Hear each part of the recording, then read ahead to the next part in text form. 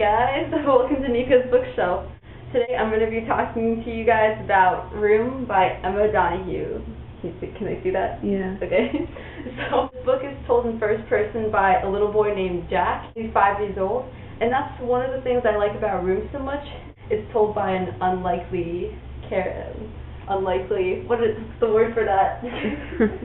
Main character? What? Narrator. There you go, narrator. So you probably want to know what the premise of this book is about. Okay, first of all, there's a boy named Jack. Yes, Jack has long hair. Jack lives with his mom in this place called Room, which is actually literally a room. Now for Jack, Room is the only thing he's ever known. That's why he loves it so much. In the book, he talks about the skylight that they have, the wardrobe that he sleeps in, the egg snake he makes out of eggshells under his bed, and his stove and his refrigerator, and he loves it all. But for his mom, it's her personal hell, really, because 7 years ago, there was a guy who Jack refers to as Old Nick. Now, Old Nick kidnaps Jack's mom when she's 19. So basically, she spends 7 years in the hellhole. So of course, Old Nick has to sexually abuse mom, and that's how she ends up with Jack. In that 7 years, she kind of creates this world for Jack so he doesn't know anything about the outside. Like, for example, he thinks that grass isn't real. He also thinks that trees aren't real. Basically, you get the idea. Anything outside the room isn't real.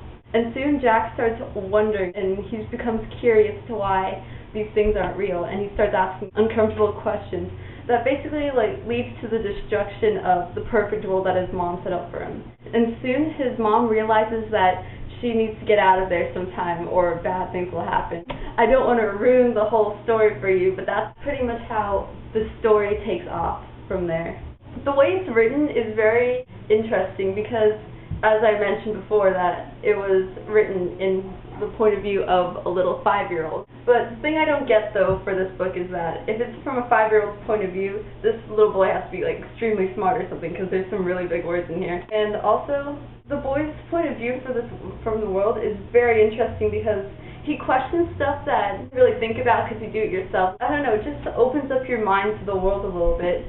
Another thing that's really interesting about this book is the cover alone. If you look at it, see, the story is very horrific and disturbing, but beautiful as well. And just this cover, it just kind of tells that to you, just a room on a white piece of paper. I don't know about you, but that just looks creepy to me. And also, for this book, maturity level, basically if you watch PG-13 movies, then you'll be fine. So if you like stories with unusual narrators, like The Curious Case of a Dog in the Nighttime, then you'll really like Room. Yeah, that's about it. So you guys should read Room by Emma Donoghue, because it's good. Okay.